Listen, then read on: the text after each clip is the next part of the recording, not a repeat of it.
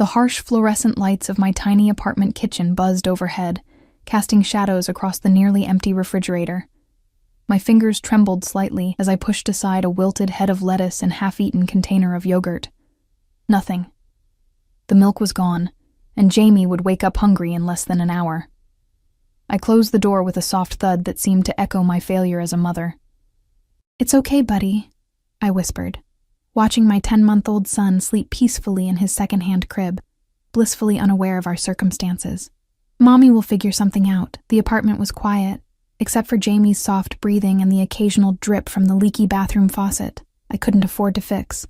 3 months behind on rent, electricity threatening to be cut off next week, and now, no milk for my son. The weight of single motherhood crushed down on my shoulders with each passing day. I sank onto the edge of my bed, the springs creaking in protest, and stared at my phone.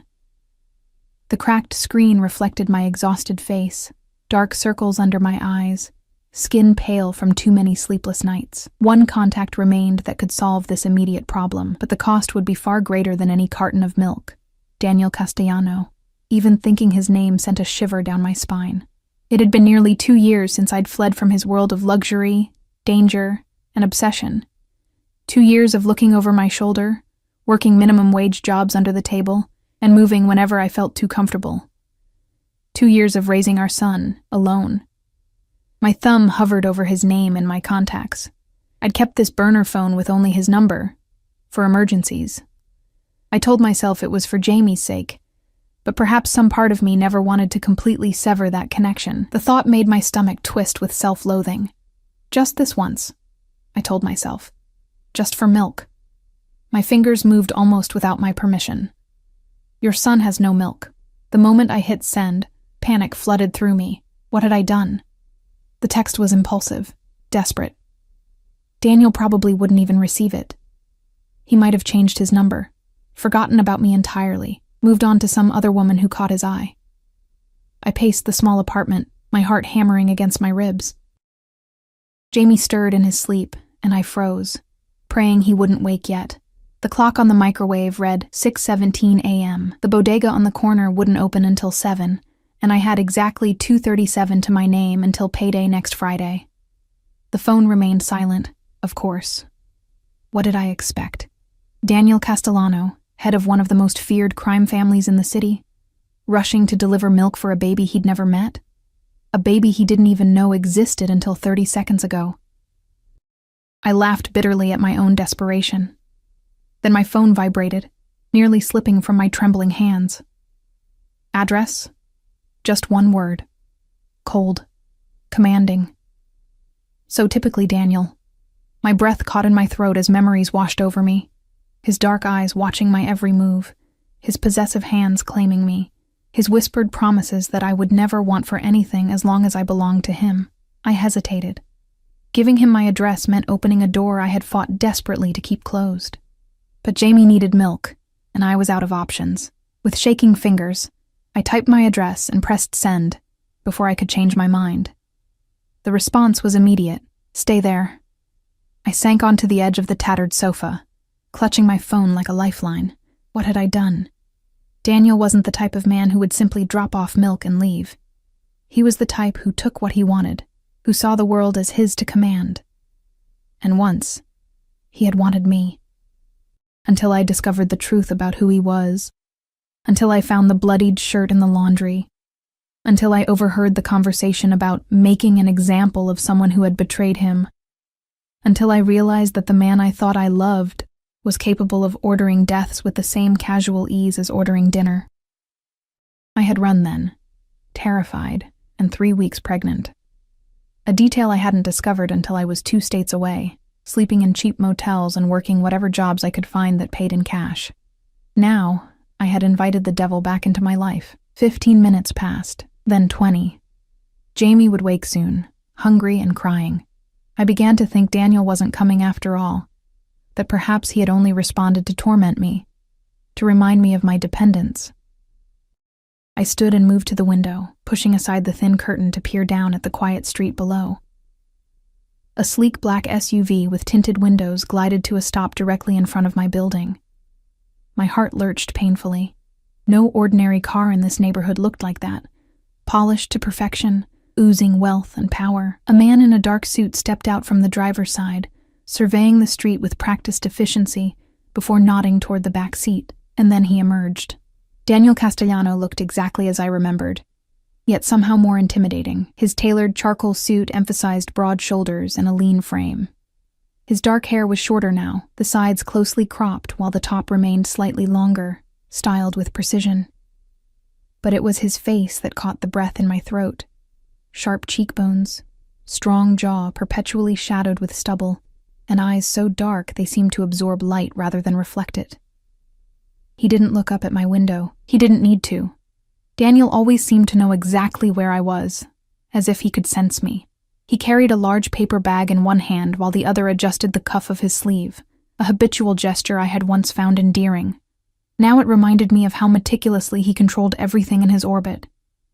I stepped back from the window, heart pounding wildly. This was a mistake. I should grab Jamie and leave through the fire escape. But before I could move, a firm knock sounded at my door. Too late. I smoothed my oversized t-shirt and worn leggings, suddenly achingly aware of how I must look. Exhausted, unkempt. A far cry from the woman who had once shared his bed in silk lingerie. I took a deep breath and opened the door, leaving the chain latched. Daniel stood in the dimly lit hallway, his presence seeming to fill the entire space, his eyes locked with mine through the narrow opening. And for a moment, neither of us spoke. I saw something flash across his face. Surprise, perhaps, at how much I had changed. Or disappointment. Elena. My name on his lips still carried the slight accent that had once made my knees weak. Open the door. It wasn't a request. I just needed milk, I whispered, hating the tremor in my voice. You can leave it. Open the door, Elena. His voice remained quiet, but steel ran beneath the softness. Or I will open it myself. We both knew the flimsy chain wouldn't stop him. With resignation, I closed the door, unlatched the chain, and opened it fully. Daniel stepped inside, his gaze sweeping over the tiny apartment in one assessing glance. I saw it through his eyes, the water-stained ceiling, the second-hand furniture, the clothes drying on a rack in the corner. His jaw tightened almost imperceptibly. You live here. Not a question. An accusation. Yes. I lifted my chin slightly, a small act of defiance. We live here. At the word we, his gaze sharpened. He set the paper bag on my small kitchen counter and turned toward the sleeping alcove where Jamie's crib stood partially visible. Don't, I said, stepping between him and my son. Our son. Please. Daniel went still, the way he always did when something challenged his control. I remembered that stillness. It preceded either calculated charm or cold fury, with nothing in between. You kept my son from me. His voice was dangerously soft. For how long, Elena? I swallowed hard. He's 10 months old. The calculation was immediate. I could almost see him counting backward, remembering when I had disappeared from his life. His eyes darkened further. 10 months. He repeated the words as if testing their weight. You've kept my son hidden for 10 months. I was protecting him, I said, the words rushing out before I could stop them. Daniel's laugh held no humor. From his father? From the life he deserves? He gestured around the apartment. Is this what you call protection? Poverty? Struggle? From your world, I countered, finding a thread of courage. From blood money and violence and... Enough. The single word cut through my protest like a blade. I want to see him. Not a request. Never a request with Daniel. Jamie chose that moment to stir. A soft whimper that quickly turned into full-fledged crying.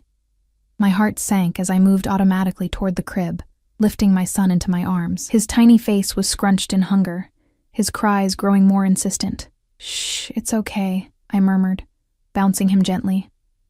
Mommy's here. I turned to face Daniel, cradling Jamie protectively against my chest. The expression on Daniel's face stole my breath away. Gone was the cold calculation, the controlled anger.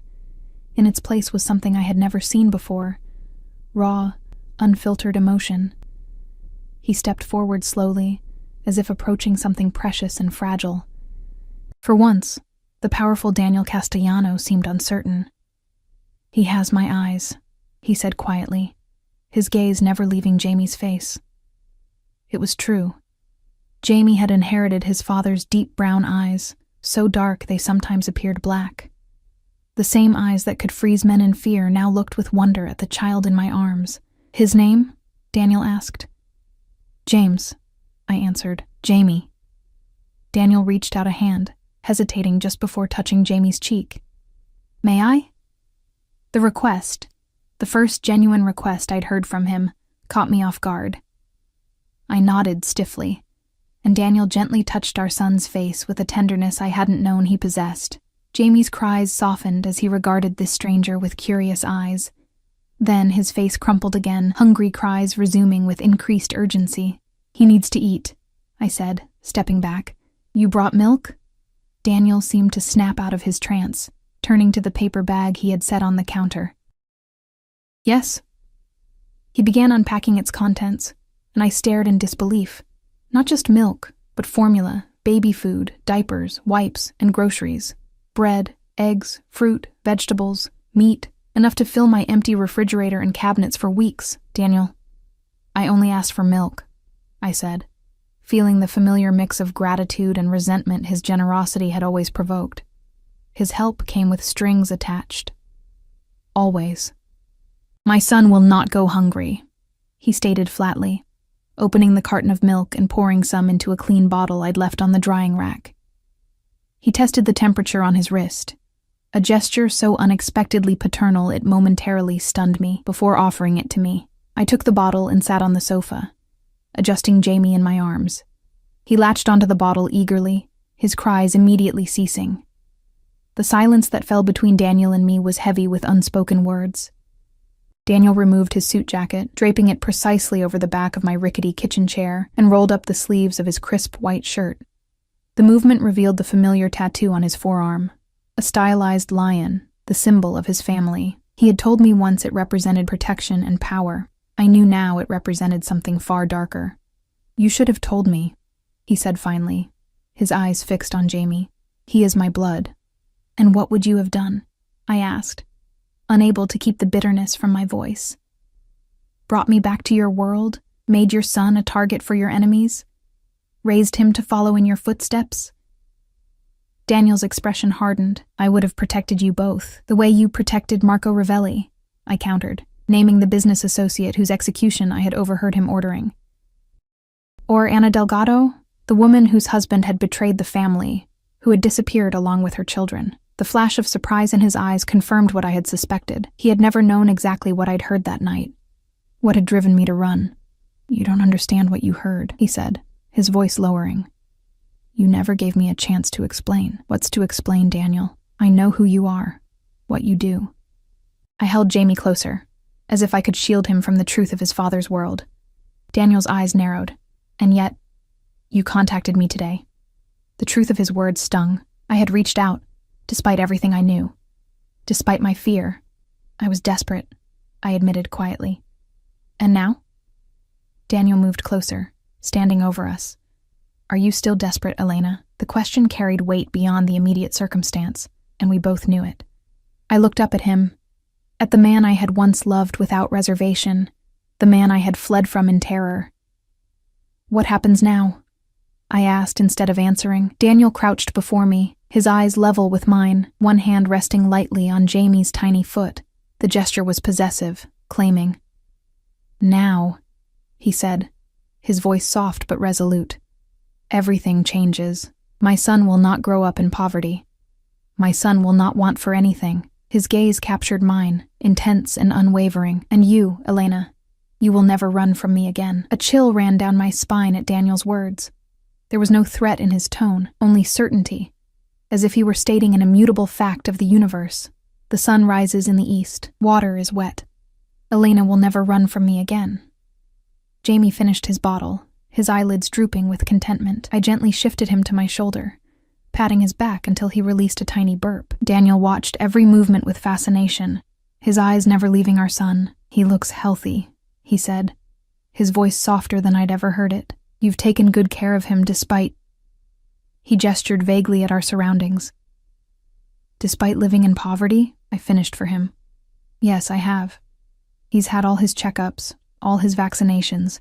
I work double shifts to make sure he has what he needs. Double shifts where? Daniel's eyes narrowed. The diner on Westbrook and the convenience store on Maple, I answered, immediately regretting giving him this information. I alternate between morning and night shifts. And who watches my son while you work? Mrs. Patel from downstairs. She's a retired nurse. Daniel nodded, filing away this information with the same methodical precision he applied to everything. You won't be working there anymore. The casual command ignited a spark of anger. You don't get to walk in here after 10 months and start dictating my life, Daniel. His expression didn't change, but his eyes darkened. I'm not dictating your life, Elena. I'm securing my son's future. He stood, towering over me. Our son's future. Jamie had fallen asleep against my shoulder, his warm weight both comforting and terrifying in this moment. I rose carefully and carried him back to his crib, needing a moment away from Daniel's intense presence. As I laid Jamie down, I felt Daniel approach from behind, his cologne, expensive and familiar, enveloping me in memories I'd fought hard to suppress. He sleeps peacefully, Daniel observed. Standing so close I could feel his breath on my neck. Most of the time, I whispered, not wanting to wake Jamie. Except when he's teething. I turned to find Daniel inches away, trapping me between his body and the crib. His proximity sent my pulse racing, fear and something else I refused to acknowledge.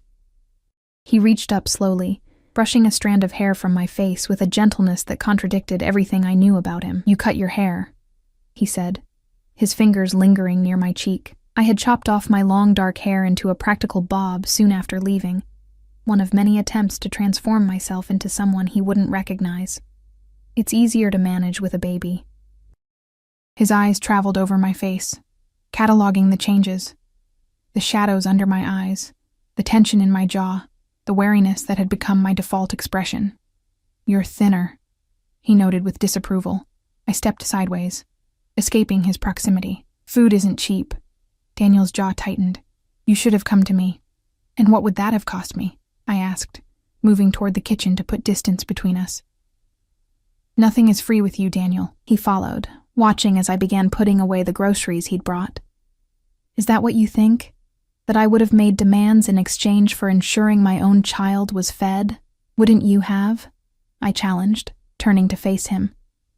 You've always believed everything and everyone has a price. Something flickered in his eyes, perhaps hurt, quickly masked by anger. Not everything. Not you. I laughed bitterly. Right. I was just a possession, wasn't I? Something pretty to keep in your penthouse, to show off at your fancy restaurants and private clubs.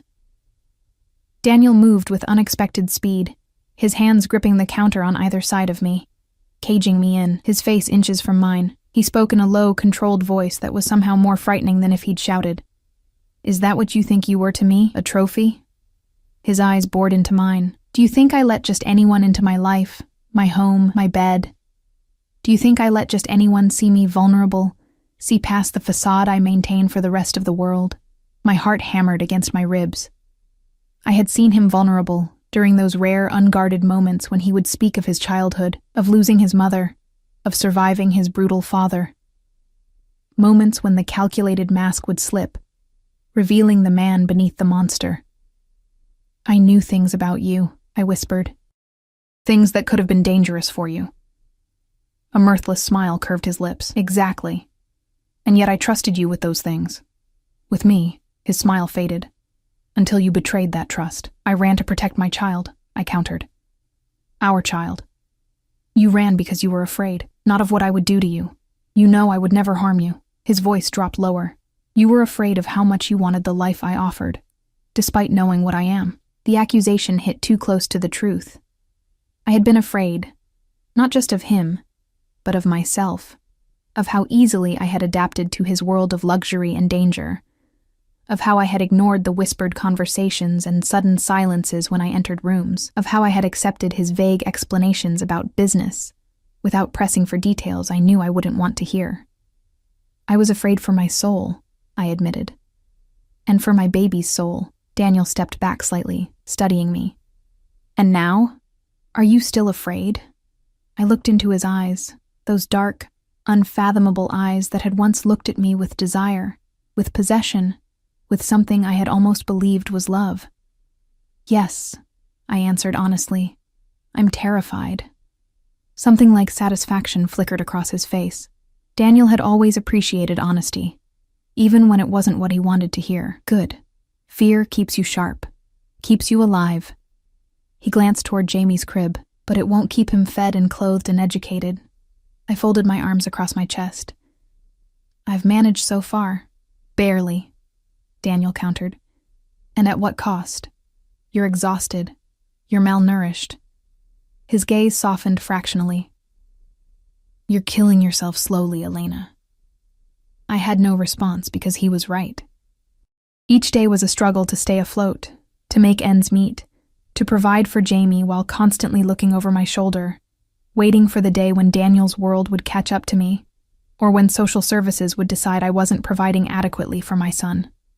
I want to show you something, Daniel said abruptly, pulling out his phone. He scrolled through it briefly before holding it out to me. On the screen was a photo of a house. No, a small mansion, set behind a tasteful iron gate. The property was lush with gardens and tall trees providing privacy. What is this? I asked, though I already suspected the answer. Your new home, Daniel replied. Secure, private, with a nursery that's already been prepared for Jamie. I looked up sharply. Already been prepared? How long have you known about him? Daniel's expression remained impassive. I didn't, until your text this morning. But I've had people looking for you since the day you disappeared. He took back the phone, sliding it into his pocket. The nursery was hope. The admission stunned me into silence. Daniel Castellano didn't hope. He calculated, controlled, commanded. The idea that he had prepared a room for a child he didn't know existed revealed a vulnerability I hadn't expected. I can't just leave, I protested weakly. My job, my lease. Already taken care of, he interrupted smoothly.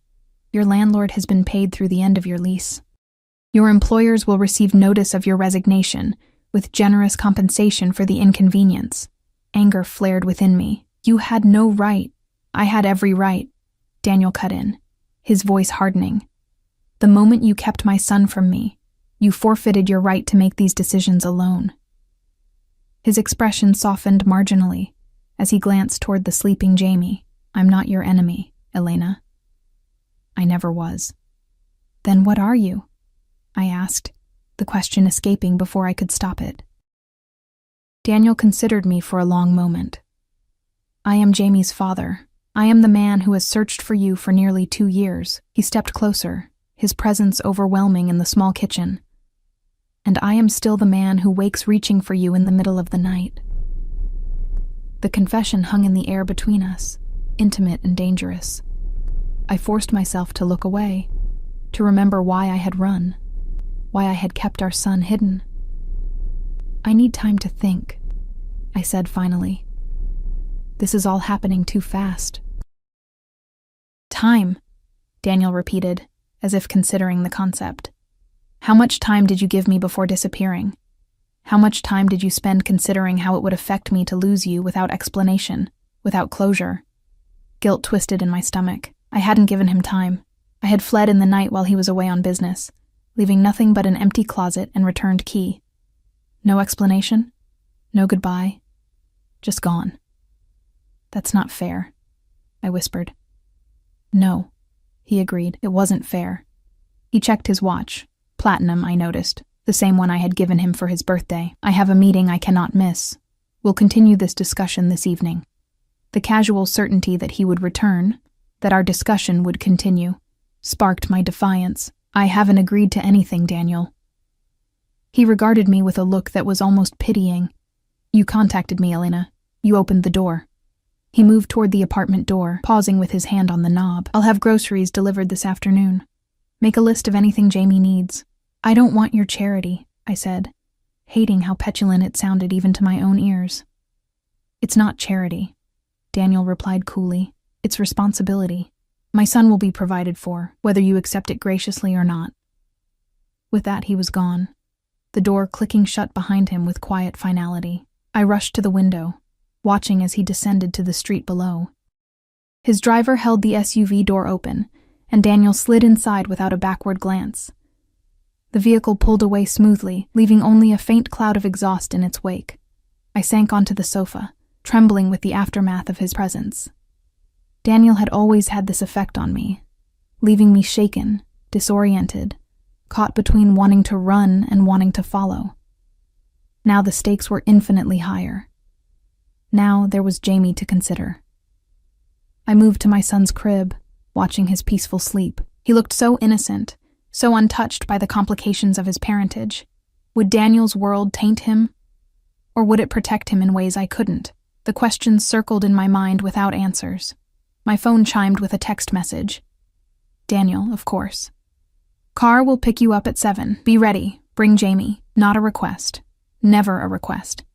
I typed a response, deleted it, typed again. What could I say? That I wouldn't comply? We both knew that was a lie. Daniel would return, with or without my cooperation.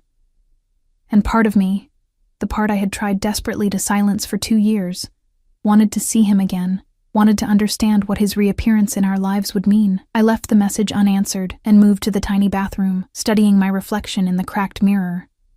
The woman who stared back bore little resemblance to the one who had once shared Daniel's life. My hair was shorter, my face thinner, my eyes harder. I had changed, necessarily and deliberately. But had Daniel changed? Could a man like him change? Or was I fooling myself, grasping at the memory of tender moments to justify considering a return to his world? I splashed cold water on my face and began mentally cataloging what Jamie would need for the evening. Diapers, wipes, extra clothes, his favorite stuffed elephant. The routine tasks helped calm my racing thoughts, grounding me in the immediate reality of motherhood, rather than the uncertain future looming before us. By the time Jamie woke from his nap, I had reached a decision. I would go tonight, would hear what Daniel had to say, not because he had commanded it, but because Jamie deserved more than I could give him alone, because running had nearly broken me, and I couldn't do it again.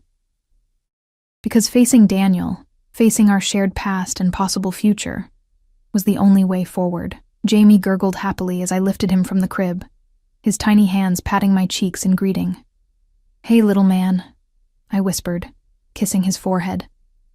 "You met your daddy today." The words felt strange on my tongue, foreign and frightening and somehow right. Daniel was Jamie's father, a fact I had tried to ignore but could no longer deny. Whatever happened next, that truth would shape all our lives. I held Jamie close, inhaling his sweet baby scent. "We're going on an adventure tonight," I told him softly. "And Mommy's a little scared, but I promise I'll always protect you, no matter what. Even," I silently added, if that meant protecting him from his own father. Outside, the afternoon light was fading, casting long shadows across the worn carpet. Time was slipping away, carrying us inexorably toward 7 o'clock, and whatever awaited us in Daniel's world. I could only hope I was strong enough to face it. At precisely 7 o'clock, a soft knock sounded at my door. Daniel was nothing if not punctual. I adjusted Jamie on my hip, his diaper bag slung over my shoulder, and opened the door to find not Daniel, but a woman I didn't recognize. She was tall and elegant in a charcoal pantsuit, her dark hair pulled back in a sleek ponytail. Her expression was professionally neutral, but I detected a flicker of curiosity in her eyes as she assessed me. "Ms. Reyes? I'm Sophia, Mr. Castellano's personal assistant." Her voice was crisp and efficient. "The car is waiting downstairs. Daniel isn't coming up?" I asked, surprised and slightly relieved. I had spent the afternoon mentally preparing myself for another confrontation. A small smile touched Sophia's lips. "Mr. Castellano is attending to final arrangements at the house. He asked me to escort you safely." Safely. The word hung in the air, a reminder of Daniel's world and its dangers. I nodded, tightening my hold on Jamie as I followed Sophia down the narrow hallway to the elevator. Jamie, alert and curious, stared at the stranger with wide eyes. "He's beautiful," Sophia remarked as we descended. "He has Mr. Castellano's eyes." "Yes," I agreed quietly. "He does." The elevator doors opened to reveal my elderly neighbor, Mrs. Patel, waiting to get on. Her eyes widened at the sight of Sophia, then narrowed as they took in my packed diaper bag and Jamie dressed in his best outfit. "Elena?" she questioned, concern evident in her voice. "Everything okay?" "Yes, Mrs. Patel, just visiting a friend." The lie tasted bitter on my tongue. This woman had cared for my son, had slipped extra food into my apartment when she thought I wasn't looking, had become the closest thing to family Jamie and I had. She didn't look convinced, but nodded slowly. "You call if you need anything, yes? Any time. I will," I promised, knowing I might never see her again. "Thank you. For everything." Sophia led us through the lobby and outside, where the same black SUV from this morning waited at the curb.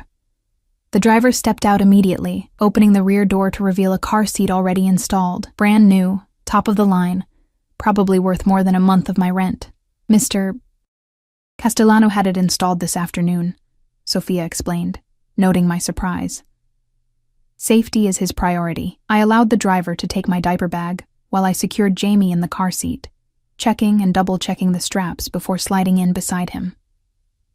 Sophia took the seat opposite us, her posture perfect, her attention politely averted to give us the illusion of privacy. As the vehicle pulled away from the curb, I stared back at my apartment building. For all its flaws, the perpetually broken elevator, the water stains, the temperamental heating, it had been our sanctuary, our home. Now I was leaving it behind, venturing into the unknown at the command of a man I had once loved and fled. "How long have you worked for Daniel?" I asked Sophia, needing to break the silence that had settled over the car. 3 years, she replied. "I started shortly before you left." The careful pause told me she knew exactly who I was, who I had been to Daniel. I wondered what else she knew, if she had witnessed his reaction to my disappearance, if she had been part of the search efforts to find me. "You must know him well, then," I ventured. Sophia's expression remained neutral. "Mr. Castellano is a very private person." "That's not an answer." A hint of a smile curved her lips. "No, it's not." She held my gaze steadily, "But I know enough to understand that your return, and Jamie's existence, changes everything." The implication sent a chill through me. "Changes what exactly?" Sophia glanced at Jamie, who was contentedly chewing on the ear of his stuffed elephant. "Mr. Castellano has always been focused, disciplined.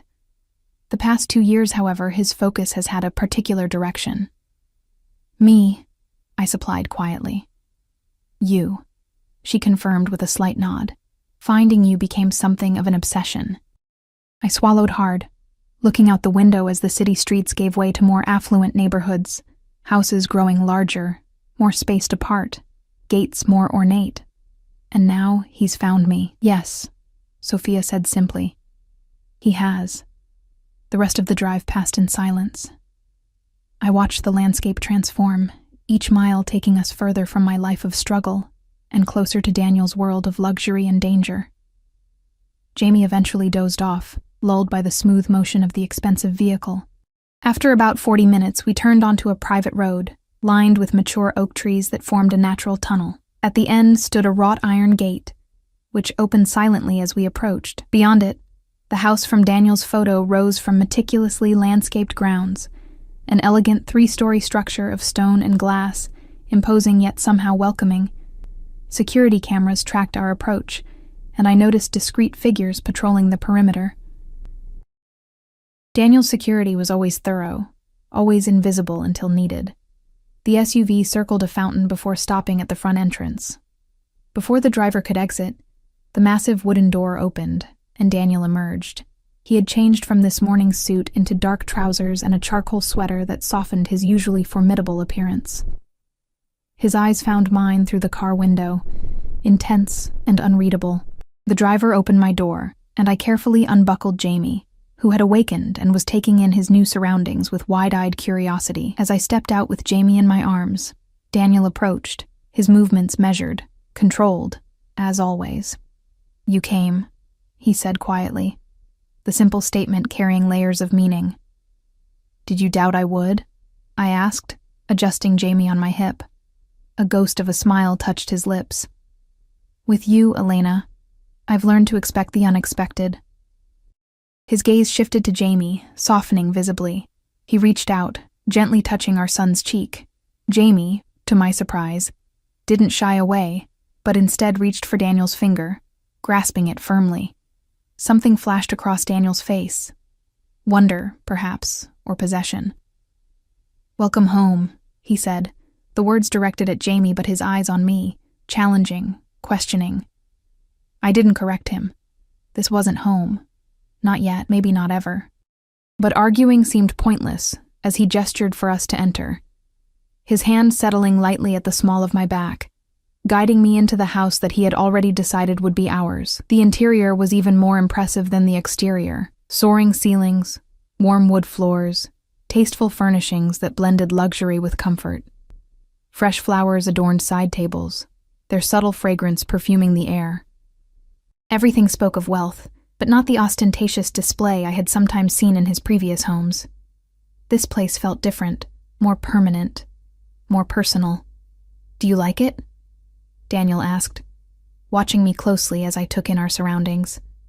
"It's beautiful," I admitted.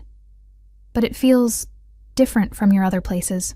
It was designed with different priorities in mind," he replied cryptically. Before I could ask what he meant, a middle-aged woman appeared from what I presumed was the kitchen, wiping her hands on a dishcloth. "Ah, Mrs. Alvarez," Daniel said. "This is Elena and Jamie." The woman smiled warmly. "Dinner is ready whenever you are, Mr. Castellano." Her eyes lingered on Jamie with approval. "And I've prepared something special for the little one." "Thank you," Daniel replied. "We'll eat shortly." Mrs. Alvarez nodded and retreated to the kitchen. Daniel turned to me, extending his arms toward Jamie. "May I?" The request, again, a genuine request, caught me off guard. I hesitated before carefully transferring Jamie to his father's arms, ready to take him back at the first sign of distress. But Jamie didn't cry. He stared up at Daniel with fascination, reaching a tiny hand toward his father's face. Daniel held him with surprising ease, supporting his head and body with practiced care. "You seem to know what you're doing," I observed. "I've been studying," Daniel replied, his eyes never leaving Jamie's face. "Books, videos, consultations with pediatricians." The image of Daniel Castellano, feared crime boss, ruthless negotiator, studying baby books and watching parenting videos was so incongruous I almost laughed. But the tenderness with which he held our son was undeniable. "Would you like to see the nursery?" he asked, glancing up at me. "It's upstairs." I nodded, following as Daniel carried Jamie up the sweeping staircase. The second floor opened onto a wide hallway with several doors leading off it. Daniel led us to one near the end, pushing it open to reveal a nursery that took my breath away. The room was spacious and bathed in soft light from recessed fixtures. A hand-carved wooden crib stood against one wall, draped with linens in soothing blues and grays. A comfortable rocking chair sat in one corner beside a bookshelf, already filled with children's books. Toys, tasteful, educational, age-appropriate, were arranged on low shelves. A changing table stocked with supplies stood ready, and a door led to what appeared to be a connected bathroom. "Daniel," I whispered, overwhelmed by the care and thought evident in every detail. "When did you do all this?" "I started it the day after you left," he admitted, surprising me. "Not specifically as a nursery, but as a child's room. I told myself it was for the future, for someday." He met my gaze, something vulnerable flickering in his eyes. "I always intended to have a family with you, Elena." The confession stunned me into silence. In our time together, we had never discussed children, never talked about a future beyond the immediate. Or rather, I had never brought it up, assuming a man like Daniel wouldn't want the complication of a family. "You never said anything," I finally managed. "Neither did you." He shifted Jamie in his arms, the movement gentle but confident. "Would it have changed anything if you had known I wanted children with you?" I didn't answer. I couldn't, because I honestly didn't know. Would it have changed my decision to run if I had known Daniel saw a future for us beyond the dangerous present? Or would it have terrified me more? The idea of bringing a child deliberately into his world. Daniel seemed to read my thoughts. You don't have to answer that now. He crossed to the crib, laying Jamie down on his back. Jamie immediately rolled to his side, his preferred sleeping position, and Daniel raised an eyebrow at me. He always sleeps like that, I explained. On his side with his elephant. Daniel retrieved the stuffed elephant from where it had fallen to the floor and tucked it beside Jamie. Our son grabbed it immediately, his eyelids already drooping with the fatigue of an exciting day. He's tired, I said softly. It's been an overwhelming day for all of us. Daniel nodded, stepping back to allow me space next to the crib. I leaned over, stroking Jamie's hair, and singing the quiet lullaby that always soothed him to sleep. From the corner of my eye, I saw Daniel watching intently, memorizing this ritual, this moment of ordinary magic between mother and child. When Jamie's breathing deepened into sleep, I straightened, finding Daniel closer than I expected. His proximity sent a familiar rush of awareness through me, the subtle scent of his cologne, the warmth radiating from his body, the intensity of his gaze as it held mine. He's perfect, Daniel murmured, his voice lower than before, intimate in the quiet room. Yes, I agreed, stepping back slightly, needing distance from his magnetic pull. He is. Daniel gestured toward the door. We should let him sleep. The monitor is already activated. We'll hear if he wakes. I glanced at the state-of-the-art baby monitor on the nightstand, then back at my sleeping son. The idea of leaving him alone in this strange place, even with a monitor, triggered my protective instincts. He's safe here, Elena, Daniel said, reading my hesitation. This is the most secure property I own. No one enters without my knowledge. Reluctantly, I followed him from the room, leaving the door ajar. Daniel led me back downstairs to a formal dining room where the table was set for two, candles already lit, wine breathing in crystal decanters. You were very confident I would come, I observed, taking the seat he held out for me. Daniel took his own seat across from me, his eyes steady on mine, not confident. Hopeful. Again, that word, hope. So at odds with the calculating man I had known. Before I could respond, Mrs. Alvarez entered, serving a first course of some delicate soup that smelled divine. My stomach rumbled, reminding me I hadn't eaten properly in months, really. Please eat, Daniel encouraged, noting my hesitation. Mrs. Alvarez is an excellent cook. The soup was indeed delicious, and I found myself hungrier than I'd realized. We ate in silence for several minutes before Daniel spoke again. I want to discuss arrangements, he said, setting down his spoon. For you and Jamie. I tensed. Here it was. The negotiation, the terms, the price for his generosity. What kind of arrangements? Daniel reached for his wine glass, taking a deliberate sip before answering. I want you both to live here, permanently. Jamie needs stability, a proper home. And he needs both his parents. I set down my own spoon, appetite suddenly diminished. And if I don't agree? Daniel's expression hardened slightly. I've been patient, Elena. I've respected your space today, allowed you to come to terms with the situation, but make no mistake. My son will grow up with his father present in his life. Are you threatening to take him from me? My voice shook with sudden fear. No, Daniel replied firmly. I would never separate a child from his mother, especially not our son from you. His expression softened fractionally. But I am prepared to take legal action to establish my parental rights if necessary. The implied threat hung in the air between us. Daniel had resources I couldn't hope to match. Lawyers, influence, endless funds. If he sought custody, even partial custody, I would be powerless to stop him. So my choices are to live here, under your control, or fight a losing battle in court. I summarized bitterly. Your choices, Daniel countered, are to provide our son with the stability and security of both parents in a safe, comfortable home, or to continue struggling alone while I pursue my rights as his father through legal channels. He leaned forward, his gaze intense. I'm offering you a partnership, Elena, not imprisonment. A partnership on your terms, I argued, in your world. Would you prefer I moved into your apartment? He asked with a hint of sarcasm. Would that make you feel more in control?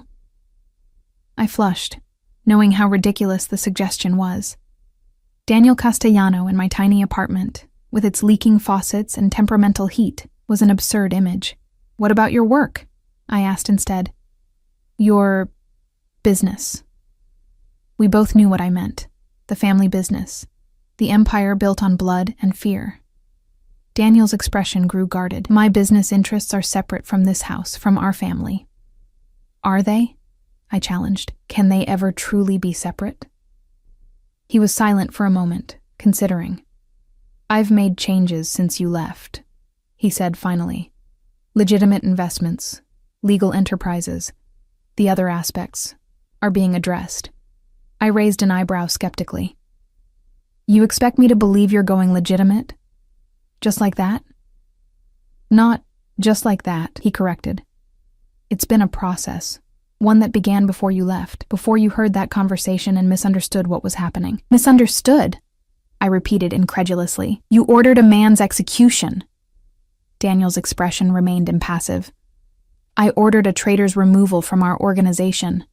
Marco Ravelli was working with the FBI, wearing a wire to meetings, putting my entire family at risk. And Ana Delgado? Her children? I pressed. Did they pose a risk too? Ana Delgado and her children are living comfortably in Arizona under new identities, Daniel replied calmly. Her husband had made enemies outside our organization, who wouldn't have hesitated to use his family as leverage. I arranged their protection and relocation. I stared at him, trying to reconcile this information with what I had believed for 2 years. How can I possibly believe that? Daniel reached into his pocket and withdrew his phone. After a few taps, he slid it across the table to me. On the screen was a photo of Ana Delgado, looking healthy and content, her arms around 2 smiling children in front of a modest but pleasant-looking house. This was taken 3 months ago, Daniel said. She sends updates occasionally to let me know they're doing well. I pushed the phone back toward him, my mind reeling. Had I misunderstood? Had I fled based on assumptions that weren't accurate? Or was Daniel simply showing me what he wanted me to see, crafting a narrative to lure me back? Even if that's true, I said slowly, it doesn't change who you are, what you do. No, Daniel agreed, surprising me. It doesn't change who I am, but it might change your perception of what I do, and why. Before I could respond, the baby monitor on the table crackled with Jamie's familiar fussing sounds. I rose immediately. He's probably hungry again, I explained, already moving toward the stairs. He usually wakes once before settling for the night. Daniel stood as well. I'll come with you. Together we climbed the stairs, returning to the nursery where Jamie was indeed awake, his little face scrunched in displeasure. I lifted him from the crib, checking his diaper before reaching for the bottle I had prepared earlier. Allow me, Daniel said, holding out his hand for the bottle. When I hesitated, he added, Please. Reluctantly, I handed him the bottle and watched as he settled into the rocking chair, adjusting Jamie in his arms with surprising competence. Jamie accepted the bottle eagerly, his eyes fixed on Daniel's face with innocent curiosity. You've been practicing, I observed quietly. Daniel glanced up, a rare, unguarded expression on his face. With dolls, it seemed important to learn. The image of Daniel Castellano practicing baby care with dolls was so unexpected, so at odds with his fearsome reputation, that I almost smiled. Almost.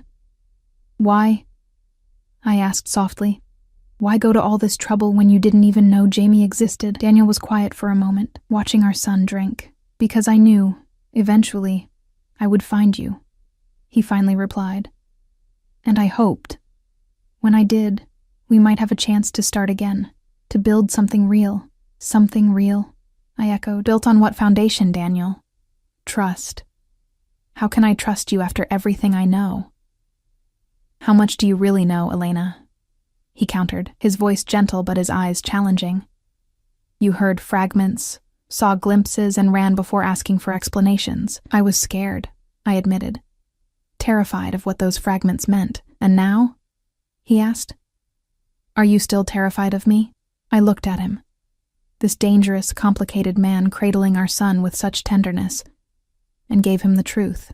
I'm terrified of wanting to stay. Daniel's eyes darkened at my confession, a complex mix of emotions flashing across his usually guarded features.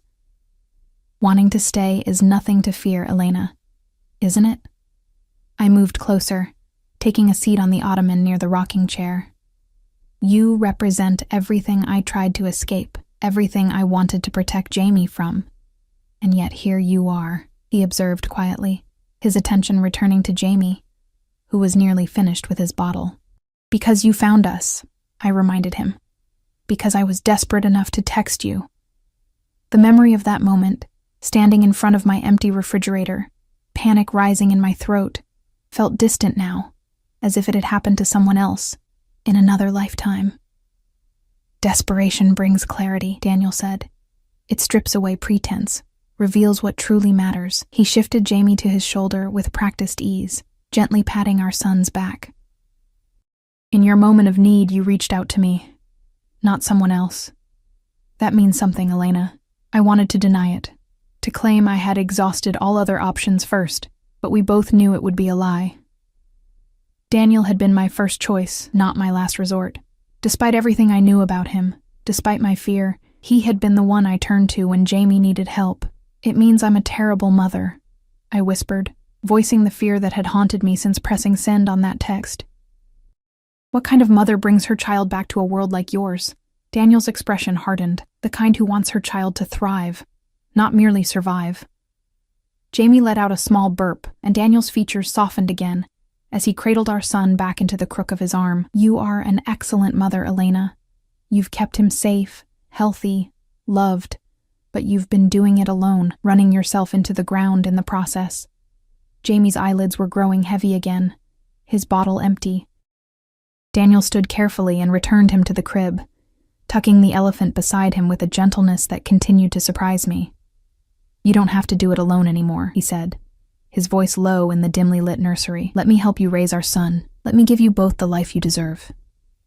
And what kind of life is that? I asked, rising from the ottoman. One where his father disappears for days on mysterious business?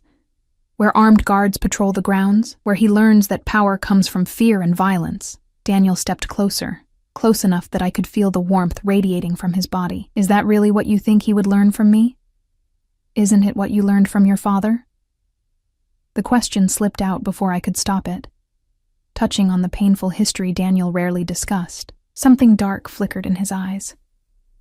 My father taught me many things, most of them lessons in what not to become. He reached out slowly, his fingertips brushing a strand of hair from my face. I have no intention of repeating his mistakes with our son. The gentle touch sent a tremor through me, a visceral reminder of the connection we had once shared.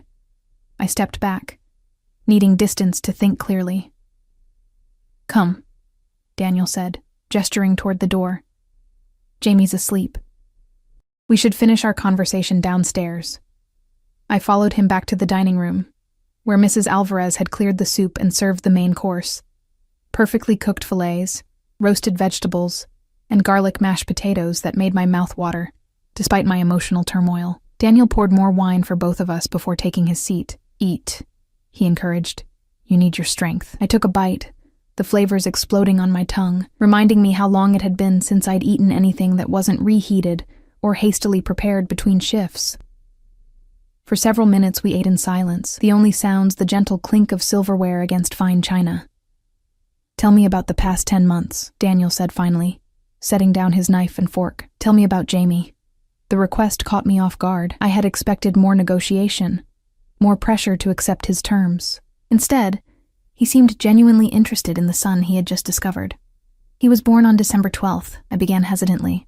A little early, but healthy. 7 pounds, 3 ounces. You were alone? Daniel's expression darkened at the thought. I nodded. I had a midwife at a small birthing center. They were kind. His first word? A smile tugged at my lips despite myself. Mama, at about 7 months. He's still working on other words, but he babbles constantly. I took a sip of wine, the rich Cabernet warming me. He started crawling at 8 months, and he's trying to pull himself up now. The pediatrician says he's advanced for his age. Daniel listened with rapt attention as I continued, sharing the milestones and little moments that had filled our life. Jamie's first laugh, his favorite foods, the way he would bob his head to music. With each story, the tension between us eased slightly, replaced by the shared connection of two parents discussing their child. "I have pictures," I admitted, pulling out my battered phone. "Not many, but—" Daniel reached for the phone eagerly, his fingers brushing mine in the exchange. I watched as he scrolled through the sparse collection of photos I had managed to take. Jamie at 1 month, 3 months, 6 months, 9 months. His expression softened with each image, the hard lines of his face relaxing into something more vulnerable, more human. "He's perfect," he murmured, lingering on a photo of Jamie laughing in a patch of sunlight on the apartment floor. "He has your smile, and your stubbornness," I countered with a small smile. "Once he decides he wants something, there's no dissuading him." Daniel looked up, a rare grin transforming his features. "A valuable trait," says the man who once refused to leave my apartment until I agreed to have dinner with him. The memory slipped out before I could censor it. Daniel sitting stubbornly on my old sofa, claiming he would wait all night if necessary after our chance meeting at the university library where I had worked. It worked, didn't it? His eyes held mine, warm with shared history, best 14-hour wait of my life. The comment caught me off guard, reminding me of the man I had fallen for. Determined, intense, but also capable of surprising humor and tenderness. Before Daniel the crime boss, there had been Daniel the man, and I had loved that man with an intensity that had frightened me even then. "Why me?" I asked suddenly, the question that had lingered since our first meeting finally finding voice. "Out of all the women you could have chosen, wealthy, connected, understanding of your world, why pursue the broke graduate student working night shifts at the university library?" Daniel set down my phone, considering the question. "Because you looked at me and saw a man, not a name or a bank account or a reputation." His gaze held mine steadily. "Because you challenged me, questioned me, made me justify my choices instead of simply accepting them. Because when you smiled, it felt like something I had been missing my entire life without knowing it." The raw honesty of his answer stole my breath. This was the Daniel few people ever saw. The man beneath the calculated exterior, capable of depths of feeling his enemies would never believe existed. "You disappeared once," he continued, his voice lower. "I won't survive it a second time." The admission hung between us, heavy with implication. Before I could respond, my phone buzzed on the table, the screen lighting up with a text message. Daniel glanced down reflexively, then froze, his expression transforming in an instant, from open vulnerability to cold fury. I reached for the phone, turning it to see the message that had triggered such a reaction. "Just checking you're okay. Didn't see you at work. Call me?" "Matt." "Who is Matt?" Daniel's voice had dropped to a dangerous whisper. All previous warmth evaporated. I sighed, suddenly exhausted. "A co-worker from the diner. Just a friend." "A friend," Daniel repeated, the word dripping with disbelief. "A friend who texts you at night to check if you're okay?" "Yes, a friend," I insisted, irritation flaring. "Matt is the cook at the diner. He's 63 and has grandchildren Jamie's age.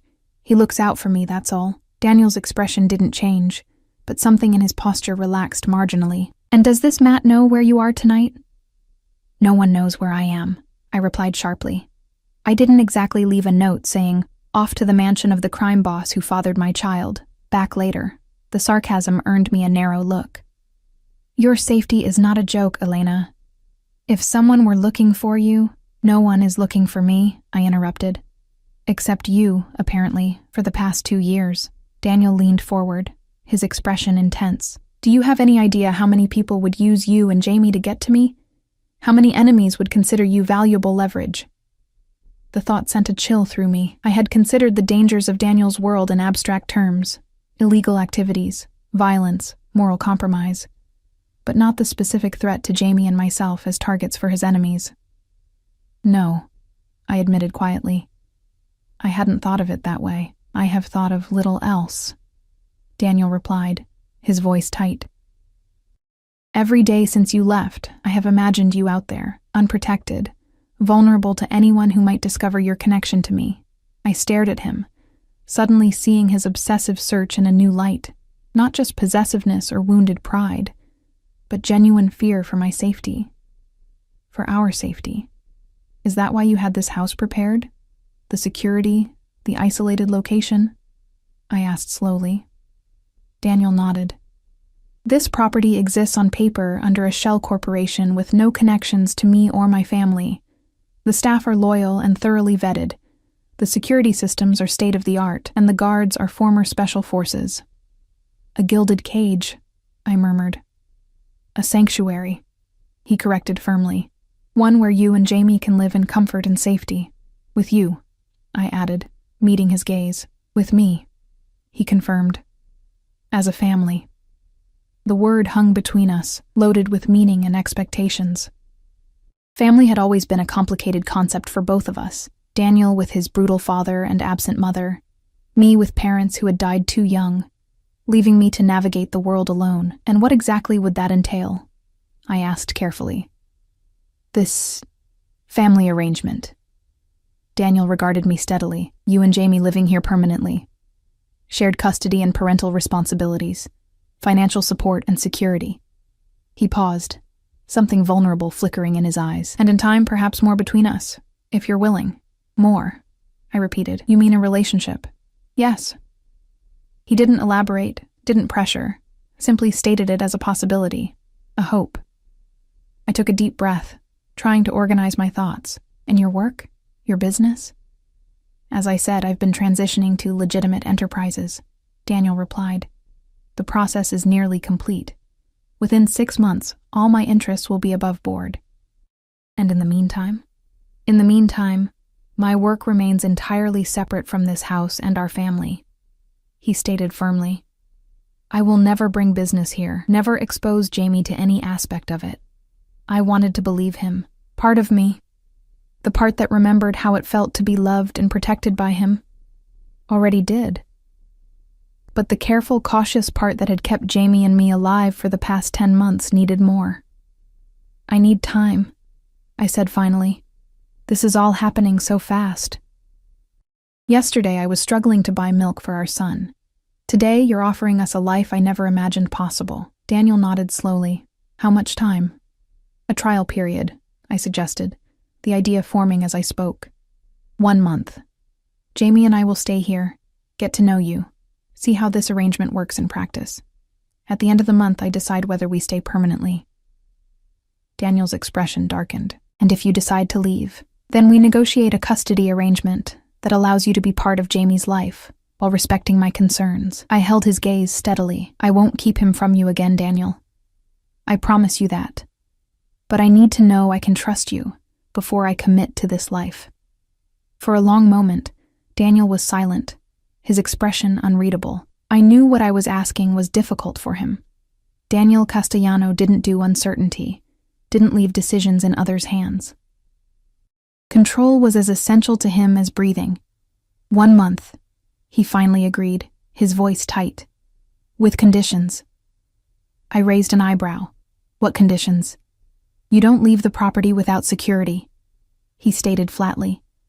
You allow me to provide for all financial needs. You make no contact with anyone from your previous life without discussing it with me first. His eyes held mine intently.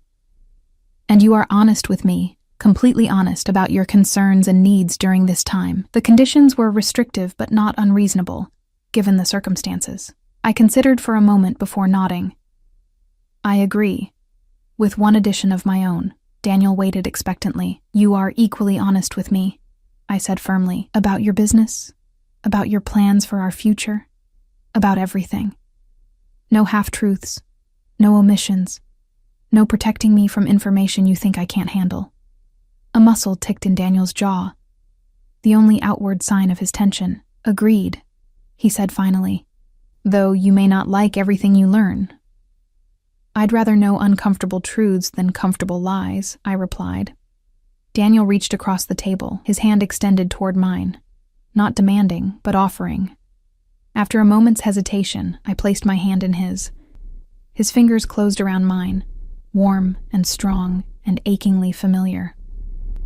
1 month, he repeated softly, beginning now. The contact between us sent a current of awareness through my body, a reminder of the chemistry that had always existed between us, regardless of the complications. I withdrew my hand slowly, needing to maintain some distance, some clarity. "I should check on Jamie," I said, rising from the table.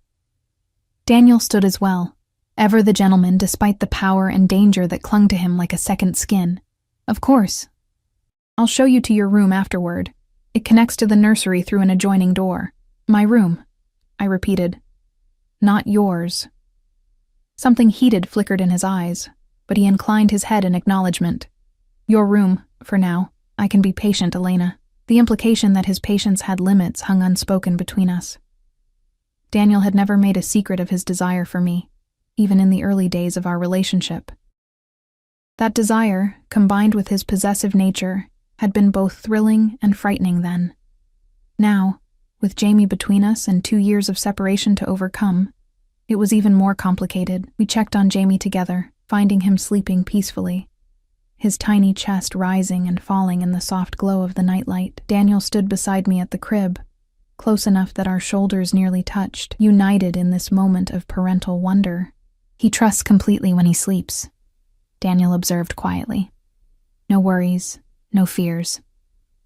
"That's our job," I replied. "To worry and fear for him, to protect him so he doesn't have to." Daniel glanced at me, something approving in his expression. "Yes, it is." We watched Jamie for another moment before Daniel led me through a door I hadn't noticed earlier, concealed within the nursery's wood paneling.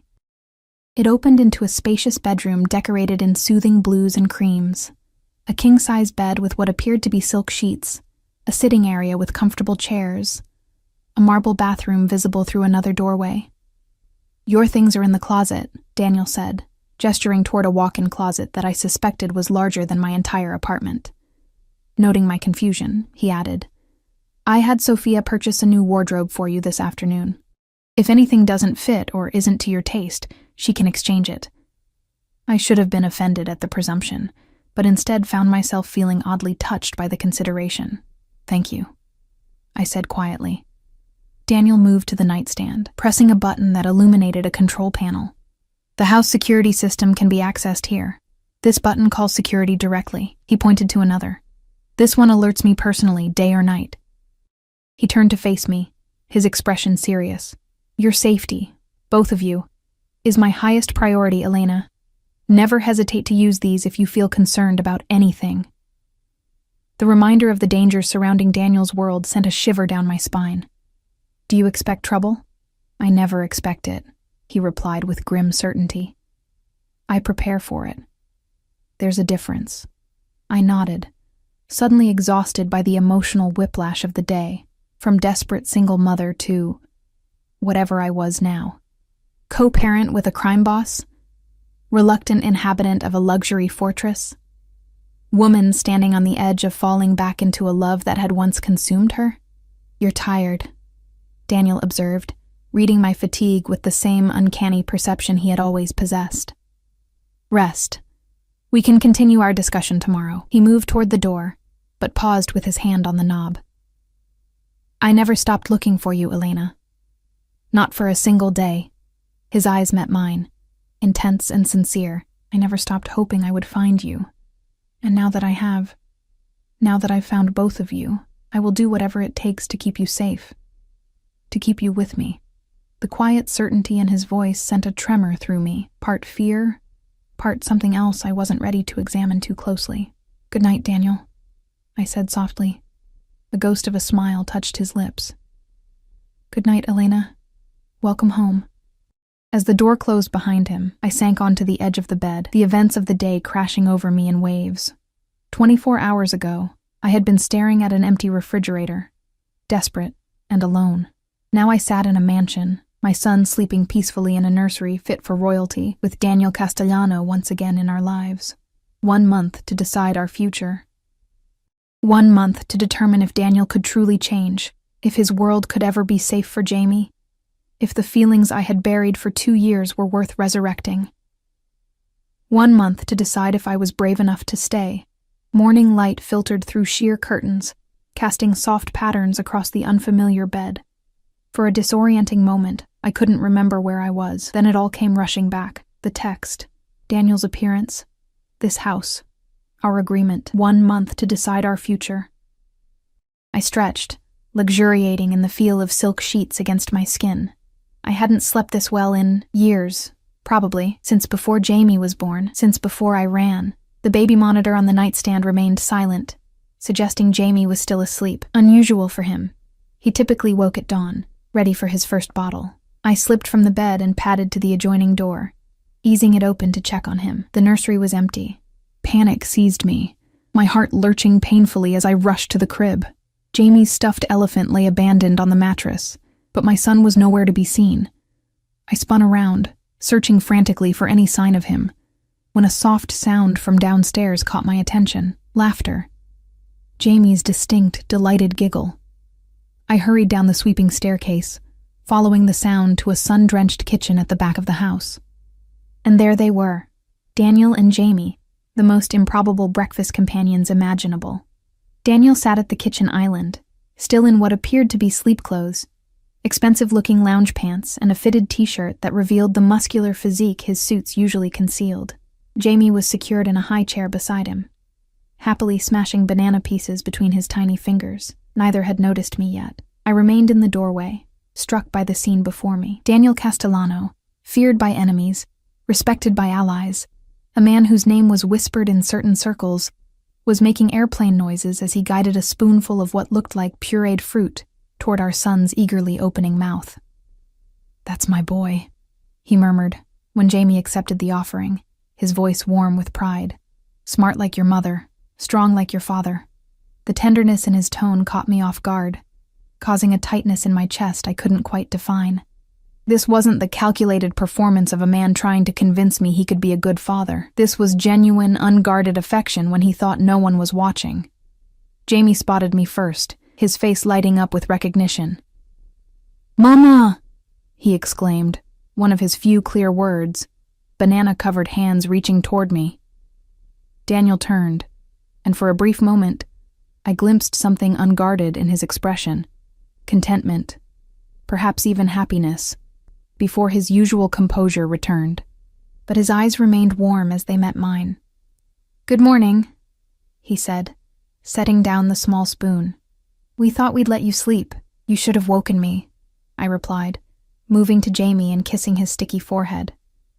"I didn't mean to oversleep. You needed the rest," Daniel stated simply. "And we've been having man-to-man time, haven't we, mijo? The Spanish endearment, my son." In Daniel's slight accent sent an unexpected wave of emotion through me. His heritage had always been important to him, though rarely displayed.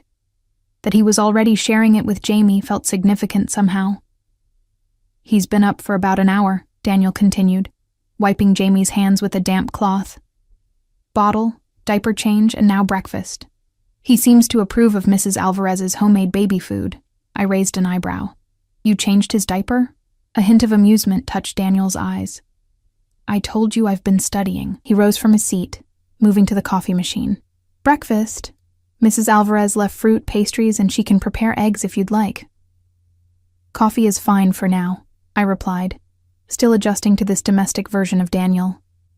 "Black, 2 sugars," he finished, already adding them to the cup. Some things I remember perfectly.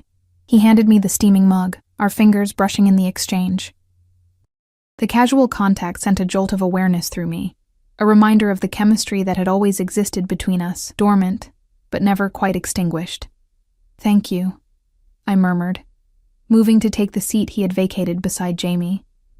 "For letting me sleep, and for taking care of him." Daniel leaned against the counter, watching as I took over feeding Jamie the remainder of his breakfast. "He's my son too, Elena. Taking care of him isn't a favor to you. It's my responsibility. My privilege." The simple statement held such sincerity that I found myself momentarily speechless. In the harsh light of morning, the reality of our situation was setting in. This wasn't a temporary arrangement. Whatever happened between Daniel and me, he would always be Jamie's father. The choice I had to make wasn't whether Daniel would be in our lives, but what form that involvement would take. "What are your plans for today?" I asked, changing the subject as I wiped a smear of banana from Jamie's chin. "I thought we could stay here, get settled." Daniel replied. Show Jamie the grounds. There's a pool with a shallow children's area, and gardens I think he would enjoy exploring. The casual proposal, a family day at home, seemed surreal coming from a man I had once watched negotiate million-dollar deals and command a network of dangerous associates with a single look. You don't have work? I asked carefully. Daniel's expression remained neutral, but something flickered in his eyes. I've cleared my schedule for the next few days. My associates understand that family matters take precedence. Family matters. The phrase hung between us, laden with meaning. To Daniel, we were already a family. Not a negotiation, not a trial period, but a certainty. Daniel, I began slowly. About our agreement. Elena, he interrupted gently. It's day one. Let's just be for a little while. Get to know each other again. Let Jamie adjust. He moved closer, his gaze steady on mine. We have time. The reasonable request disarmed me. I had expected pressure, manipulation, the calculated moves of a man accustomed to getting his way. Instead, Daniel was offering space, patience, qualities I hadn't associated with him in my fearful memories. All right, I conceded, turning my attention back to Jamie. One day at a time. The morning passed in surreal domesticity. After breakfast, Daniel showed us around the grounds, expansive gardens, the promised pool area, a small playground that had apparently been installed just yesterday. Jamie was delighted by it all, especially the swing that Daniel pushed him in gently, his tiny legs kicking with excitement. I watched them together, struck by how natural they seemed, how quickly Jamie had accepted Daniel into his world. Children were remarkably adaptive, I knew, but there seemed to be something more here, some instinctive recognition perhaps between father and son. He likes you, I observed, as Daniel lifted Jamie from the swing. Children are excellent judges of character, Daniel replied, settling our son on his hip with practiced ease. They sense sincerity. Is that what he's sensing from you? Sincerity? The question wasn't entirely a challenge, but genuine curiosity. Daniel's eyes met mine over Jamie's head. What do you think he's sensing, Elena? The direct question caught me off guard. I considered for a moment before answering honestly. Love. He senses that you love him. Something softened in Daniel's expression. Yes, he agreed quietly. I do. How? I asked, the question that had been nagging at me since yesterday finally finding voice. How can you love someone you just met? Daniel glanced down at Jamie, who was contentedly playing with the collar of his father's shirt. I loved him before I met him. From the moment I read your text, knew he existed. He looked back at me, his gaze steady. He's part of you and part of me. How could I not love him instantly? The simple declaration struck something deep within me. Daniel had always been capable of such certainty, such absolutism in his emotions. It was part of what had drawn me to him initially, his unwavering conviction in a world that had always seemed so uncertain to me. It's not always that simple, I murmured. It can be, Daniel countered. If we let it.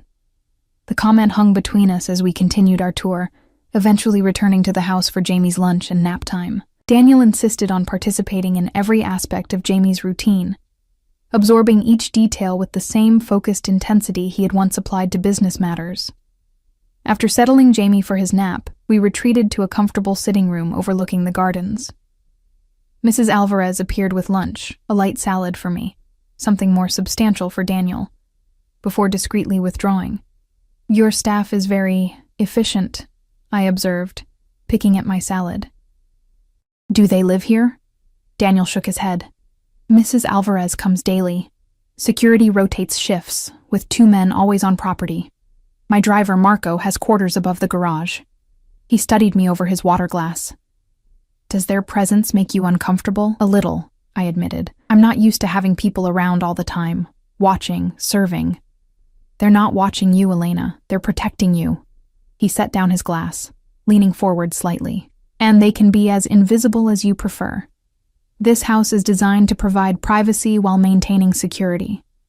I nodded, taking in the subtle security features I had begun to notice. Cameras disguised as decorative elements, reinforced windows that looked ordinary, the carefully planned sightlines that would allow guards to monitor approaches without being obvious. It's all very thorough, I said finally.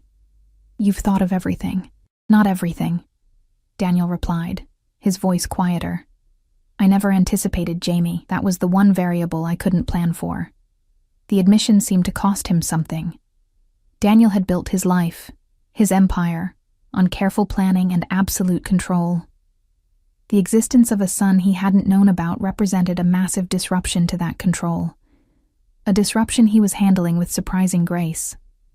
Would you have looked for me differently if you had known? I asked, curious despite myself. If you had known I was pregnant when I left? Daniel considered the question with the gravity it deserved. I would have found you faster, he said finally. I would have been more aggressive in my methods. A chill ran through me at the implication. What methods did you use? He held my gaze steadily. Are you sure you want to know? Part of our agreement is complete honesty, but some truths are difficult to hear. I want to know, I insisted. No more secrets, remember? Daniel nodded once. I had teams in 6 cities following leads. Private investigators with specific instructions to be discreet, to observe but not approach if they found you. I had contacts in hospitals and clinics watching for your name or any aliases we thought you might use. He paused. I accessed databases I had no legal right to access, called in favors from people who owed me, paid substantial sums for information. You invaded my privacy, I stated, not entirely surprised but still disturbed by the scope of his search. Yes, he agreed without hesitation. I would have violated every privacy law in existence to find you, Elena. His expression hardened slightly. What I didn't do was harm anyone. I didn't threaten. I didn't destroy. I looked for you with every resource at my disposal, but I did it cleanly. By your standards, I pointed out. By any reasonable standard, he countered. I could have found you months ago if I had been willing to be less ethical in my methods. The claim gave me pause. Daniel Castellano, concerned about ethics? It contradicted everything I had believed about him when I ran. Why weren't you? I asked. Less ethical, I mean, if finding me was so important to you.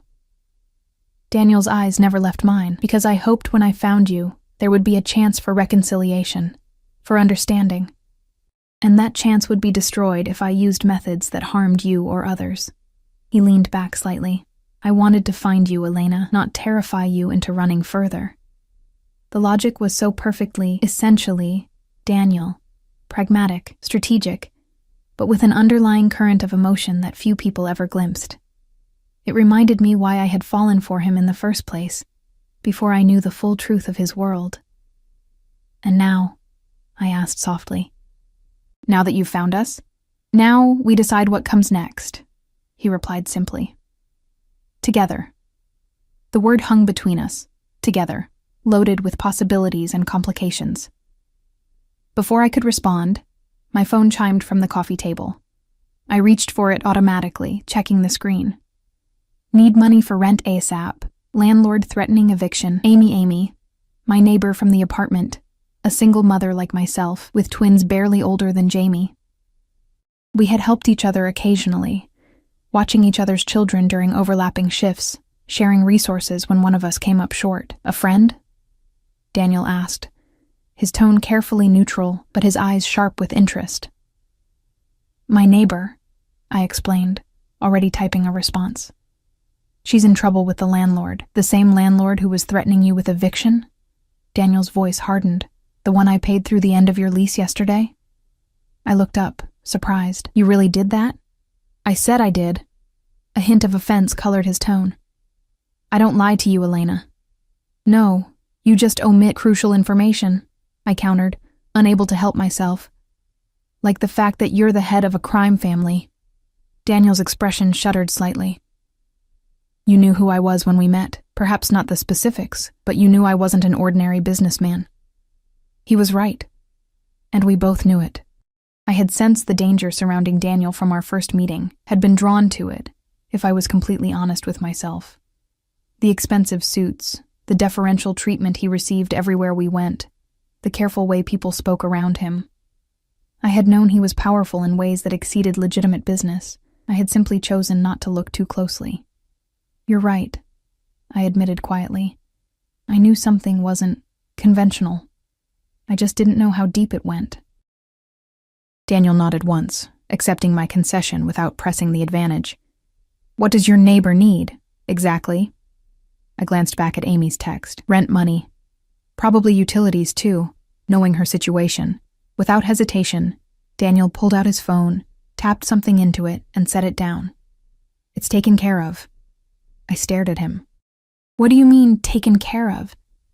"I mean the landlord will receive payment for her rent and utilities through the end of her lease, same as yours," he replied simply. "She'll receive notification later today." "Just like that?" I asked, slightly stunned by the casual display of financial power. "You don't even know how much it is." "It doesn't matter how much it is," Daniel said with a slight shrug. "Your friend needed help. I provided it." The ease with which he solved a problem that would have been insurmountable for me just days ago was both impressive and slightly terrifying. This was the double-edged sword of Daniel's world, the power to protect, to provide, but also the underlying reminder of how that power had been accumulated. "Thank you," I said sincerely. "Amy has been a good friend to me and Jamie." Daniel nodded, his expression softening slightly. "Then she deserves our help." He paused, watching me closely. "That's what I want you to understand, Elena. The resources at my disposal can be used for good, to protect, to support, to build. It's a matter of choice and intention." "And your intentions?" I asked quietly. "For your business? For the future?" "Are exactly as I told you," he replied steadily. "Legitimacy, security, family." His eyes held mine with unwavering intensity. I meant what I said about transitioning to legitimate enterprises. "The process began before you left, accelerated after you disappeared." "Why?" I pressed, needing to understand. "You've spent your entire adult life building your organization. Why change course now?" Daniel was silent for a long moment, considering his response. When he finally spoke, his voice carried a weight of conviction I hadn't anticipated. "Because I want more than power and wealth, Elena. I want a legacy that doesn't require my son to look over his shoulder for the rest of his life. I want him to be proud of his name, not burdened by it." He leaned forward, his gaze intense. "And I want a life with you that isn't shadowed by fear. Yours or mine." The sincerity in his voice was unmistakable. This wasn't the calculated charm he deployed in negotiations, or the cold certainty he used to command respect. This was Daniel stripped of pretense, offering a truth I hadn't expected. "You're doing this for us," I said softly. "Not quite a question. For all of us." He corrected gently. "For the family we could be." The baby monitor crackled with Jamie's familiar wake-up sounds before I could respond. Daniel rose immediately. "I'll get him," he said, already moving toward the stairs. "Take some time. Think about what I've said." As he disappeared up the staircase, I remained seated, my thoughts in turmoil. The Daniel who had reappeared in my life was both familiar and strange. The same commanding presence, the same intensity, but tempered by something I could only describe as purpose. Not the cold ambition that had driven him before, but something warmer, more human. Could I trust it? Could I trust him? The questions circled without clear answers. The days passed in a similar pattern of domestic discovery. Daniel rearranged his schedule to spend most of his time at the house, leaving only for brief periods when business demanded his physical presence. Each day revealed new aspects of him as a father, patient, attentive, surprisingly playful with Jamie, who had taken to him with a trust that both reassured and terrified me. A week into our arrangement, I found Daniel in his home office late one evening after Jamie had gone to bed. He was studying documents on his computer, his expression focused in the way I remembered from our earlier life together. "Working late?" I asked from the doorway, unsure if I was interrupting. Daniel looked up, his expression immediately softening. "Just finalizing some transfers. Come in." I entered the tastefully appointed office, taking a seat in one of the leather chairs opposite his desk. For a week, we had maintained a careful distance, friendly but not intimate, cooperative but not fully trusting. Yet something was shifting between us, the invisible walls slowly crumbling with each shared moment over Jamie's care, each conversation that revealed more of the changes in both our lives. Transfers? I asked, curious despite myself. Daniel studied me for a moment before turning his computer screen so I could see it. The final phase of legitimate asset restructuring. Moving investments from shell companies into properly registered corporations with transparent ownership. The screen showed complex financial data that meant little to me, but the amounts involved were staggering, tens of millions of dollars flowing through various entities. "This is what you meant by going legitimate," I said, understanding dawning. "You're not just changing operations. You're completely restructuring your finances." Daniel nodded. "The transition began 2 years ago. It accelerates now." He held my gaze steadily. "By the time our 1-month agreement concludes, every aspect of my business interests will be fully legal, fully transparent." The timing wasn't coincidental, and we both knew it. Daniel was ensuring that by the time I had to make my decision about our future, there would be no lingering questions about the legality of his empire. "And your associates?" I asked carefully. "The people who have worked for you for years. What happens to them in this transition?" "Those willing to adapt have been retained in new capacities," Daniel replied. "Those unwilling or unsuitable have been compensated generously for their past service and released from any obligations." "Just like that?" I pressed, skeptical. "No one objects to this dramatic change of direction?" A hint of the old, dangerous Daniel flickered in his eyes. "My decisions are not subject to debate, Elena. Never have been." The reminder of his authority, of the power he still wielded, sent a familiar shiver down my spine. Fear mingled with something else, something I wasn't ready to examine too closely. "And what about the past?" I asked quietly. "The things you've done, the people you've hurt. Does going legitimate erase all that?" Daniel leaned back slightly, regarding me with unexpected candor. "Nothing erases the past. I don't expect absolution, Elena. Only the chance to build a different future." His expression grew more intent. "A future with you and Jamie." The raw honesty in his voice caught me off guard. This was the core of Daniel Castellano.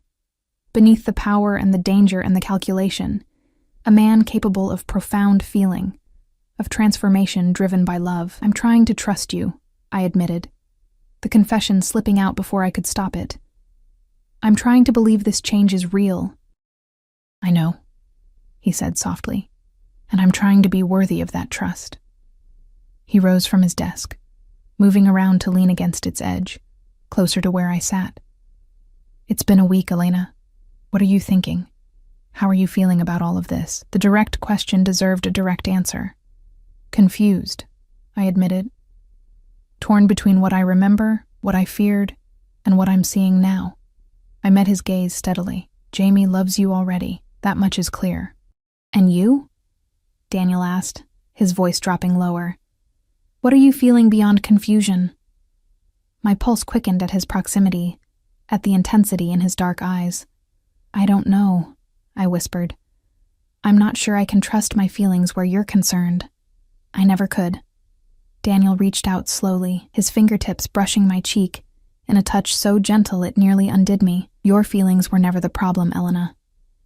It was the fear that came with them." I closed my eyes briefly at his touch, memories washing over me. The first time he had touched me this way, the last night before I discovered the truth and ran, the countless moments between filled with passion and tenderness that contradicted everything I later came to believe about him.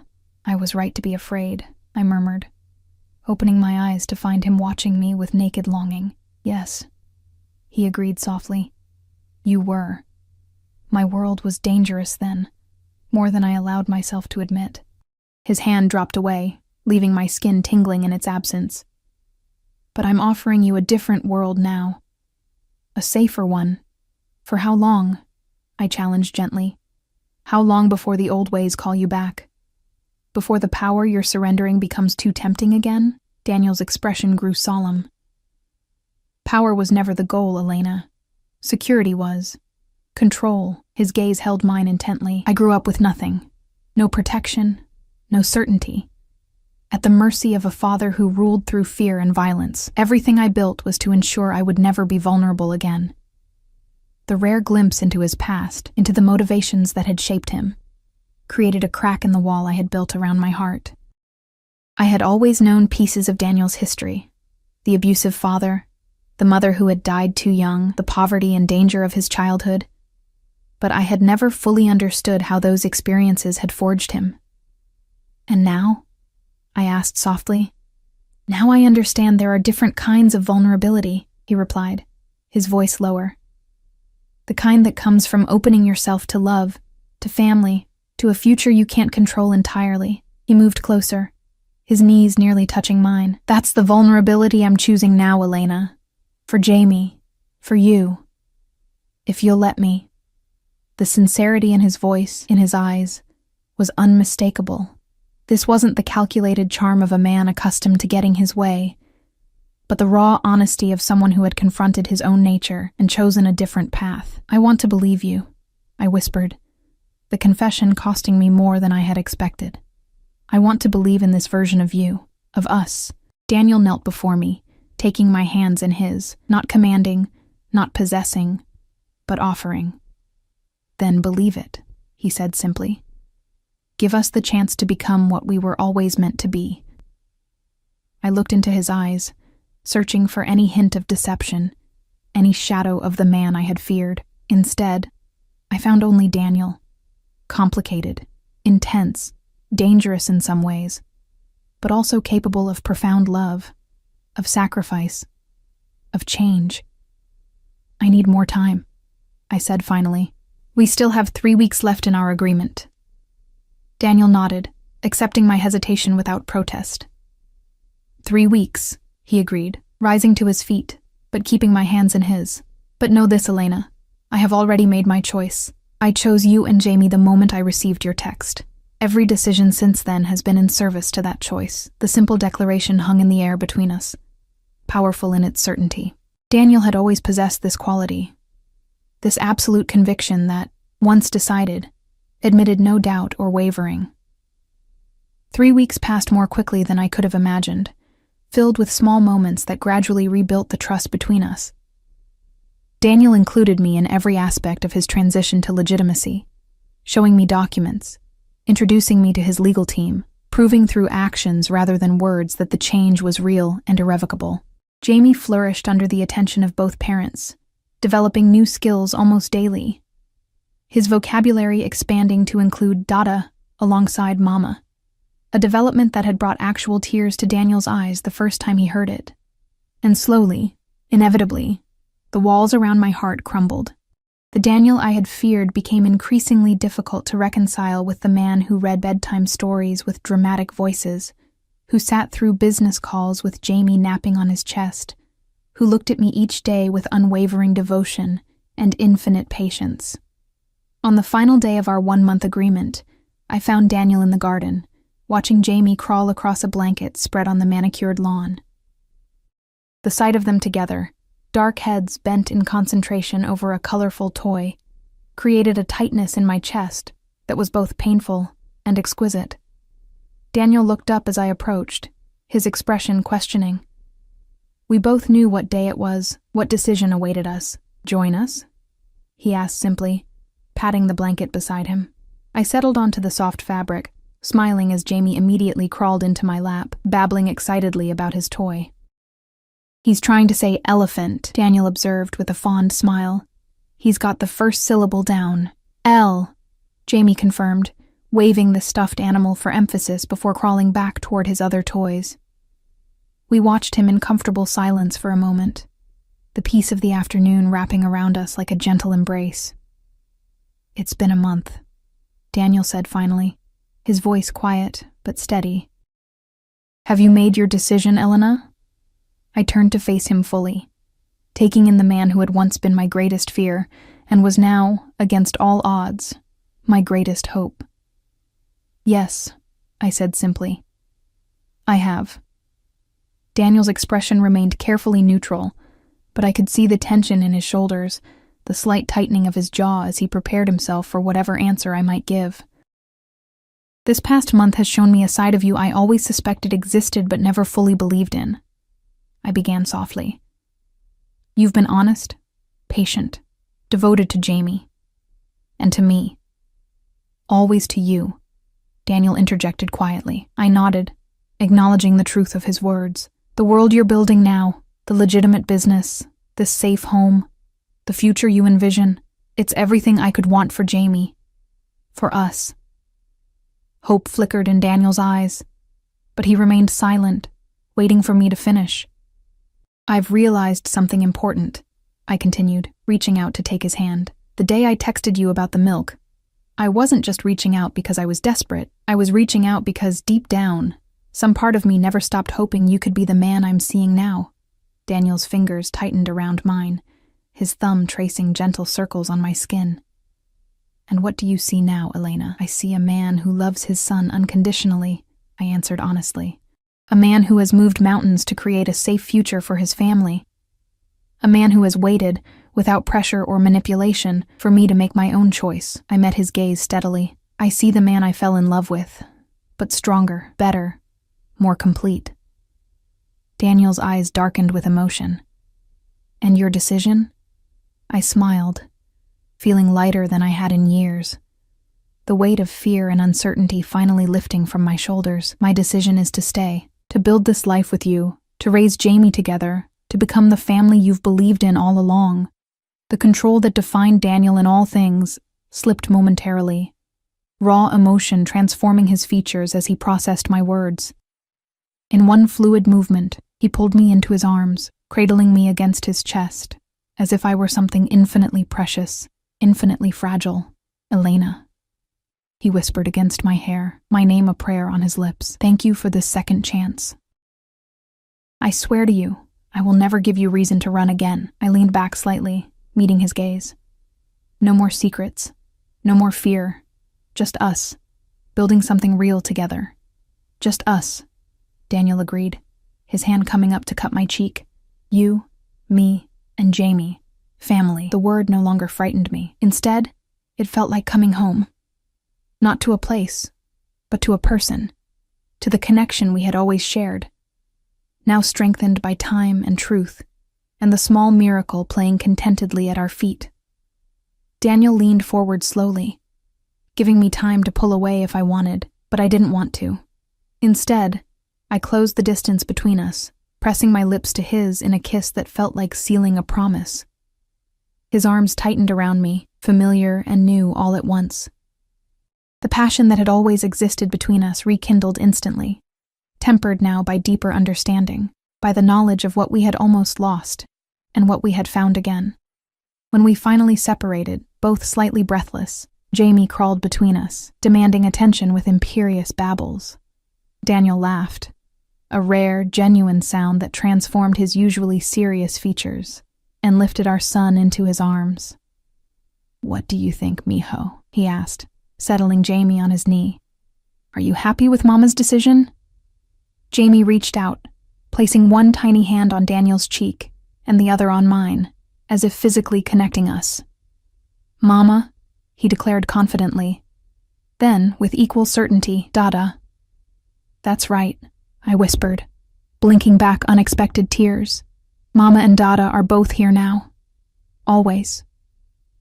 Daniel's eyes met mine over Jamie's head, a world of meaning in that single glance. Gratitude, joy, and a love so profound it transcended the complications of our past. Always, he echoed softly, the word both a promise and a certainty. In that moment, with the afternoon sun warm on our faces and our son secure between us, I knew with absolute clarity that I had made the right choice. The text I had sent in desperate need had led us here, to this second chance, this new beginning. Daniel Castellano had once been the man I fled from in fear. Now he was the man I chose to build a future with, in strength and in love. The journey had been unexpected, complicated, even dangerous at times, but as Daniel drew me closer, creating a circle of warmth with our small family, I realized that sometimes the most unexpected paths lead exactly where we're meant to be. Sometimes, a desperate text about milk can change everything.